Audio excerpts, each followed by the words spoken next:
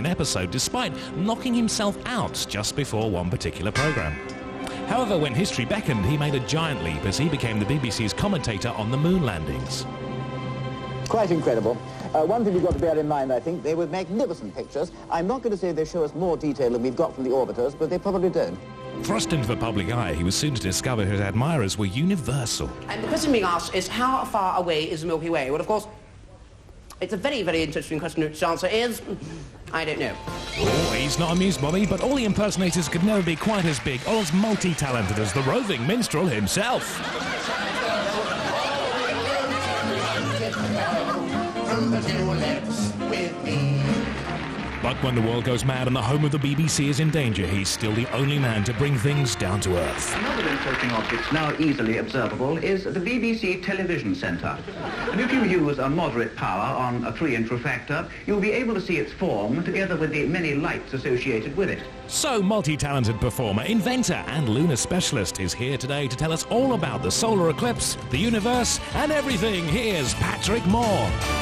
Patrick, welcome to the show. Nice to be here. World-class astronomer. Marvellous singing there, tiptoe amongst the dead. Yes. Now, today's a very special day for astronomers. It is. It's interesting. It also can be dangerous. I want you to listen very carefully, please. Right. At 2 o'clock today, there's going to be a start of a partial eclipse of the sun. There's the sun, there's the earth. The moon comes more or less in between the sun and partially blocks it out. And by 3:15, more than half the sun will be hidden. Now, the temptation is to look at it, and the answer is don't look direct. It's not safe to look at the sun, even with the naked eye, and a bit of photographic film is no good with it. Doesn't taste in the dangerous infrared. Now, if you've got a telescope, Dale, listen very hard to it. The thing to do, not to do, is to look at the sun. There's one golden rule for looking at the sun through a telescope, even with a dark glass, and it's quite simple. Don't. Therefore, I'll show you how you can do it if you want to see the eclipse with the telescope. Okay, so if you want to watch the eclipse today, this is the best way to observe the partial eclipse today. What you do, if I turn this round, is to point your telescope at the sun without looking through it. Don't put your eye anywhere near the eyepiece. Right. Point it at the sun and hold the screen behind it, and then you'll get the telescope casting its own shadow, but don't put your eye anywhere near the eyepiece. And then you'll see the sun's image projected onto your receiver, and it's perfectly safe.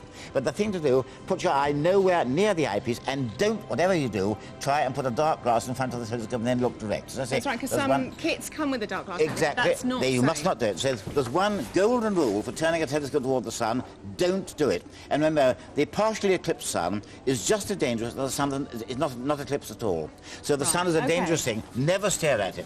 You can, of course, use pinhole projector. Yeah, of course, if there's people who don't have a telescope at home, because not everyone would have one. That's right. You can use this, can't you? You can do that. Here we are. Now we have it. This is a cereal packet. Okay, this is another way to have a look without looking at the sun. And all you have to do is down one side of the cereal packet, you want to make a hole. Where's the hole gone? I've lost the hole. Well, you make a hole using using a pen here, a very small hole. Okay, about there. Wouldn't that be right? That'll do, yeah. On the long side, we're going to do... Oh, here it is. Yes, I found the hole. Exactly. Sorry, I lost the hole there.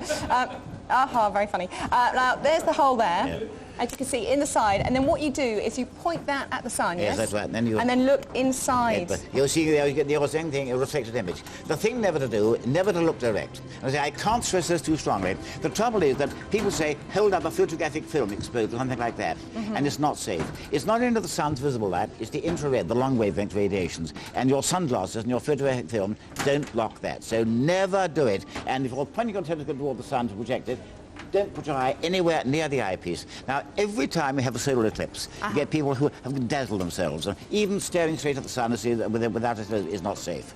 So please remember that. It's a dangerous thing, and the eclipsed sun is just as dangerous as the uneclipsed sun. Okay, when's the last time we had a partial eclipse of the sun? Happened 3 or 4 years ago. We won't be another for some time. Of course, in 1999, August the 11th, we have the big one, a total eclipse of the sun. You've got to go to Cornwall to see that, when the sun's completely hidden, and then you see the sun's atmosphere, and that's tremendous fun. Doesn't it go dark, though? It does. It goes so... about the eclipsed sun, the totally eclipsed sun, gives out as much light as the full moon. And when you have a partial eclipse of the sun like this afternoon, will the light dim at all? It will dim slightly, but not appreciably. As I say, that's the danger, you see. People would think, well, the sun's partially hidden now, it's safe to look, but not for a bone. And even a second exposure looking through a telescope is too much. It's too but much these for your eyes. dark sun caps are sometimes sold. They're deadly dangerous. As I say, whatever you do, please, please, don't look at the sun through a telescope telescope or binoculars, even with a dark glass, and don't even stare direct. Okay, thanks very much for that, Patrick. You'll be answering some questions later on. If you would like some more information on the eclipse this afternoon, you can turn to Theakston, page 180.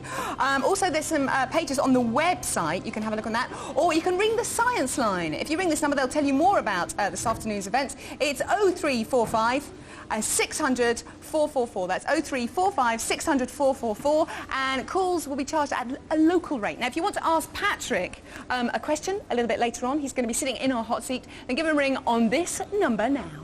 0181811 8181 0181811 8181.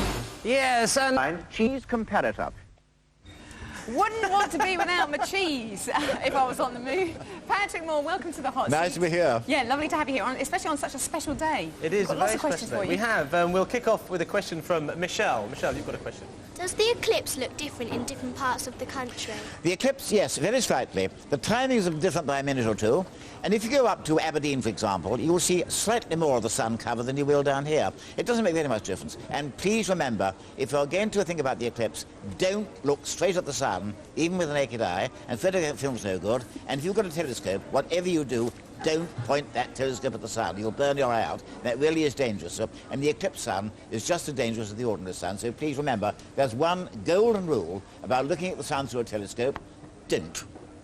Don't do it. And don't look at it, even if you don't have a telescope, don't look at it. Now, if you want some more information on how it is safe to look at the partial solar eclipse, you can phone the science line number, which is 0345 600 444. That's 0345 600 444. It'll tell you more about it, and calls cost you local rate price. And you can also check the CFAX information page, which is on page 180, and that will tell you how to safely monitor the eclipse. The danger is some little telescopes are still sold with dark sun caps, and they say, put the sun cap on, look at the sun. Don't do it. Right. Good You've advice. heard from the man himself. Yes. Patrick Moore. Let's go to line 1 on the phones. Who's on line 1? It's Nikki from Surrey. Hello, Nikki. You're through to Patrick. What's your question? Can eclipses affect people's behaviour? No. All that happens on eclipse, all that happens on eclipse is that on a total eclipse, the sky goes fairly dark. But this is not a total eclipse, this is a partial one. If you want to think about a total eclipse, you've got to wait till the 11th of August 1999 and then go to Cornwall. That'll be a total eclipse. When can we see a total eclipse from where we are now, Patrick, in London? It's going to be another 3 or 4 centuries. Oh, really? OK, well, we won't be waiting. better go to None Cornwall, of then. able to get total eclipse from London, I'm afraid. Everybody get down to Cornwall in 1999. Exactly. The 11th of August 1999. Let's hope for clear skies. Thanks for your call, Nikki. Now, we've got a question from Ruth. Ruth, what's your question? Do you think that man can land on anything other than the moon? Can man land on anything else on the moon? Yes, I'm sure they can. The only other world that's within range, and I think we'll land on next century, is the planet Mars. And I think men will get to Mars, possibly 2020, 2030. I think you'll see people get to Mars. I don't think I will, but Mars is next on the list. What will they find on Mars, though? Well, you tell me. In point of, we know that Mars is a world with mountains and craters and dust deserts, and there's plenty of ice under the surface, so at least we'll be able to make water there when we get there. Let's go to line 2. Who's on line 2? Who's on there too? Hello, it's Richard from Hertfordshire. Hello, Richard. What can I do for you? You're through to Patrick. What's your question? Do you think there's intelligent life in the universe apart from humans? I'm quite sure there's plenty of intelligent life up there. Look at it this way. Our sun is one of 100,000 million stars in our star system or galaxy, and the sun's a very ordinary star. And we know of many, many millions of star systems. And I refuse to believe that our own perfectly ordinary, unimportant sun is the only one to have an inhabited planet going around it. And I'm sure there's plenty of life up there. But of course, saying that's one thing, proving it's quite another. I have no proof at all. No, not much intelligent life on Transmission Impossible, though, I think is fairly safe to say. Not much intelligent life on the Earth, you ask me. Oh, Patrick! Thanks very much for your call, Richard. We've got a question now from the floor. Nicole, you've got a question for Patrick. Do you wish you could have been an astronaut? I'd like to be an astronaut, but it would need a very massive rocket to launch me, wouldn't it? I'm far too old. I'd love to have gone, yes, but at least I played a very minor part, because I was one of those who were mapping the moon for the astronauts before Apollo. Oh, would you have liked to have walked on the moon, then? I'd love to have walked on the moon, yes, but I say, not for me. Some of you may do so, you know. I'm quite to believe that some of you here now in the studio at the moment may actually go to the moon. If you do, and if I'm still around, send me a postcard. We've actually got some pictures now that we can see of. Is that the first time that man walked on the moon there? I don't think that. That looks to me like Apollo 15. I'll soon tell you. You'll see the background. I think that's Jim Scott. I think that's Jim Irwin and David Scott, I think. That's actually me. There we are. There we are. Definitely not a leprechaun. They look like they're having a fantastic time. That's Apollo 15. There's one of the lunar epinines in the background. You recognise that? Oh, right. Jim Irwin's dead now, but it's sad. David Scott, I still know. Great Okay. men they were as well. Let's go to line 3. Line 3. Who's on line 3? Possibly a future astronaut. Who's there? Hello? Hello, how can I do for you? Hello, it's Amy Simon. And, Hello, Amy. Hello. And I would just like to hello everybody. And I would just like to say, how does the world spin around? How does the world spin around? Amy's only 7. Well, the world spins around simply because there's nothing to stop it. It began rotating when it was formed about 4,500 million years ago. I was away at the time, I must say. And it began spinning then. It goes on spinning, there's simply nothing to stop it. Why should it? It just goes on, spin, spin, spin, spin. Would it ever stop and go the other way round? It'll always go the same way. It'll always go the same way. It'll go on spinning until something external acts on it. It'll go on spinning for another 3,000 or 4,000 million years. And finally, of course, it's going to be destroyed by the sun. But don't worry, it won't happen yet a while. Oh, goodness me, that sounds a bit Did you of a worry. understand that, Amy? Yeah. Good. Good. Thanks very much for your question. Well, thank you very much, and I can tell my teacher now. You You can tell your teacher now. Great one, Amy. I'm a bit worried if your teacher doesn't know why the world spins. We've got a question now from Daniel. Daniel, what's your question? Mars be spotted without a telescope? Mars can certainly be seen without a telescope. It's not very well seen at the moment. It's rises rather late at night, but next year it'll be quite bright in the southern sky after dark. It'll look like a bright red star. Because it isn't a star, it's shining only by reflected sunlight, but it'll be pretty bright. Because there's a world about half the diameter of the Earth, further away from the sun than we are, and colder. And it looks red because it really has got a red surface. So you'll see Mars very nicely next year. Oh, there we go. Let's go to line 4. Who's on line 4? This is Ronnie. I just want to know, how did you get started in astronomy? I got interested when I was 6 years old. That goes back to 1929, I may say.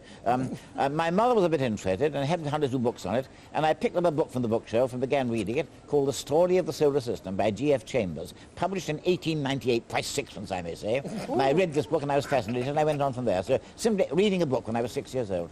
Are you a big fan of astronomy? You read a lot about it, Ronnie. Well, I like it, yeah. Are you gonna be careful this afternoon? Are you gonna have a look for the partial eclipse today? Yeah, I'm going to try, actually. Have you got your cereal box, or are you going to use... Yeah, I'm going to use a cereal box. Don't forget your hole, and don't look at the sun. Don't look direct. And they say the point of people said that using exposed photographic film is safe, but it's not. It doesn't block the long-wave infrared, and that's dangerous. So they say, don't look direct.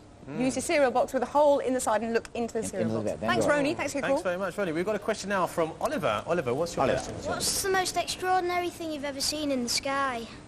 I think I'm going to say a very, very brilliant fireball that I saw many, many years ago, and it was considerably brighter than the moon, a particle dashing into the Earth's upper atmosphere and catching the light, so to speak, and it was probably about the size of a hen's egg, but it made a tremendous show. That was the brightest fireball I've ever seen. Lasted for about 10 seconds. I think it cast shadows.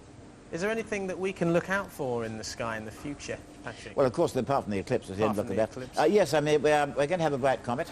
Early next year, February, March, April, we should have a fairly bright comet in the sky.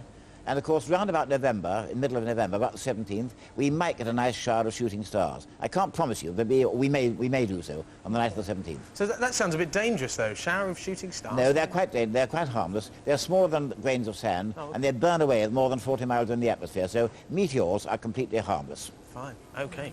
Let's go to line 5. Who's on line 5? Hello, it's Rachel Thomas from London. Hello, what can I Rachel do from for you? London. What's your question? Do stars go on and on forever, or is there a point at which they end? Stars do not go on for an ever and ever. Our sun, we know, is about 5,000 million years old, and nothing much will happen to it for another few thousand million years in the future. But obviously it won't last forever. Remember, the sun is not burning in the way that a coal fire is. Very basically, inside there's also stuff called hydrogen, and that's being changed into something else called helium, and that's creating energy, and the sun's losing weight at the rate of 4 million tons every second. So it's lost quite a lot of weight since we started, but there's plenty left there. Eventually, of course, the sun will use up its fuel, inside will shrink, outside blow out, and that'll be the end of Earth, but say, not for several thousand million years yet. So stars don't go on forever, but most of them last for an awfully long time. Thanks very much for your call. And I think we've got one quick more call on line 5, or is it line 6? We're on line 6. What's your question? Who's that? Hello? Hello, what can I do for you? Hello, Patrick. How are you, chum? Yep. Good, good. Is it true your cricketing career is finally over? I sincerely hope not. I got my knee badly smashed up in the war. It was given trouble, knocked me out of the scene. But I hope I'll be back next season, but I can't be sure. Trouble is, I am purely a bowler. I bat number 11. I'm a spin bowler because it's a crop knee is not good as a bowler. But I hope to be back next season, but frankly, I can't be sure. Thanks very much for all your questions. Make sure you watch so next much. week, though, Patrick, because we've got Mike Atherton on. Oh, yes, fine. Yeah, so you have to watch out for that. There we go. Yes, thank you so much for coming on the show. He's a great captain. I think he'll go on captaining in for a long, long time, I hope. We hope so. He also, I must say, if Mike Atherton tries, he's a jolly good spin bowler. He is. Jolly good spin bowler, In fact, I was going to just ask Mitch, actually, who was on the hot seat next week, but now we know.